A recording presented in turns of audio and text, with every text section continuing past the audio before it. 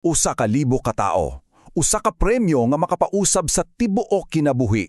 Kini gyud ang pinakadako nga kompetisyon sa kasaysayan. O karon, atong susihon pag-aayo ang psychology sa luyo sa matag desisyon. Ang ganti, $5 milyones.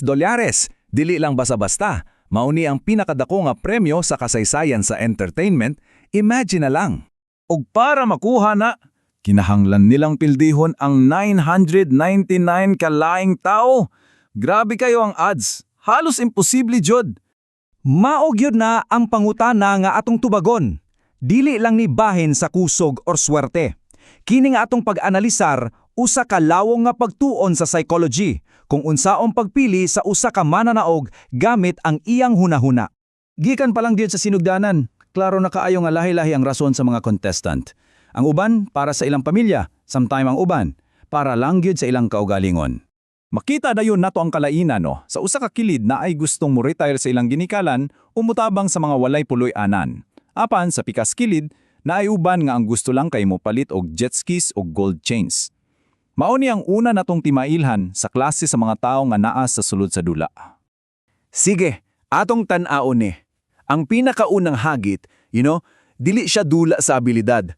Usa siya ka psychological filter. Usa ka salaan aron makita dayon kung kinsa ang naepagsalig sa kaugalingon o kinsa ang dili. Ang mekanismo, simple na kaayo. Pwede kang mupili sa gamay pero siguradong premyo. Or mo padayon ka sa usa-usa sa usa ka libo nga tsansa para sa dako kaayong premyo. Karon, ikaw, unsa may imong pilion? So ang resulta? Mauni.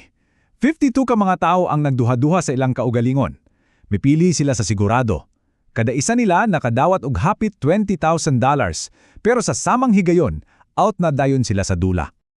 Okay, karon nausab ang dula. Gikan sa individual nga pagdesisyon para sa kaugalingon, ang focus karon naana sa pagsakripisyo para sa grupo. Lahi na to.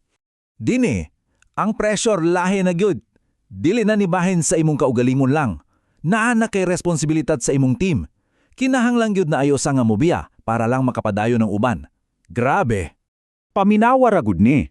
Mauni ang mga pulong sa usa ka contestant nga nagsakripisyo sa iyang kaugalingon para sa iyang asawa o sa ilang team. Makita gid nimo dinhi ang dakong gahom sa altruism, ang kaandam nga unahon ang uban kaysa imong kaugalingon. Ug gani, klaro kaayo nga nagpakita sa brutal na resulta. Siyam lang katao ang andam mo sakripisyo. Ug tungod kay ang tulo ka team nagduha-duha ug wala dayon nakakita og usa, 240 ka mga tao ang na-eliminate sa usa lang ka pamilok. Karon, ang nindot kaayo kay makita nato ang pagbalhin sa dula. Gikan sa pagsalig sa grupo, kalit lang balik sa tag-sa kaabilidad ug ilawom sa grabing pressure. Dili lang ni basta-basta nga pag-stack mog black sa usa kini ka napulo ka minuto nga test sa imong nerbyusos. Nagsugod sa makabungol nga kahilom, unya kalit lang makadungog kan mga tore nga nangatumpag hangtod sa desperado na gyud nga katapusan mga segundo. Ug ang resulta, boom! Ang 100 ka mga pogdudula nga unang nawalan og kalma o gansang mga tore nga hugno, out na sa dula. Usa kini katin-aw nga pagsulay sa kaliguon sa hunahuna. Og ania nakita sa katapusan, og para sa ako ang labing komplikado nga salaan sa tanan. Dinhi ang pagsalig himong hinagiban og ang matag usa ka magdudula na ay presyo.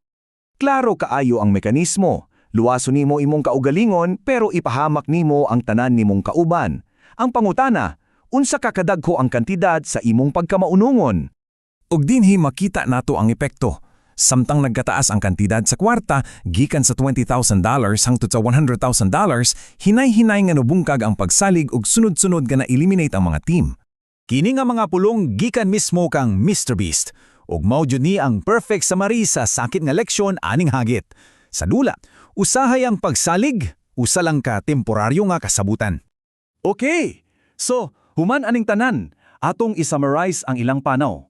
Og tan-awon kung pila na lang jud ang nabilin.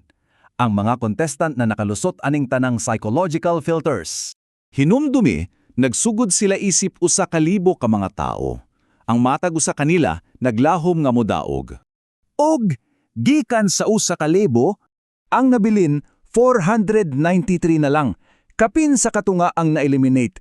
Dili tungod sa kakulangan sa kusog, kundi pinaagi ni ining mga gidisenyo nga pagsulay sa kahakog, altruismo, kalmaha ug pagsalig. Milahutay sila aning tanan, pero sa tinuod lang nagsugod pa lang ang dula. Ang pangutana karon, dili na kung kinsay makasugakod. Apan, unsa pa ang andam nilang isakripisyo aron lang jud mo daog. Ang tubag ni ana, ato pang atangan.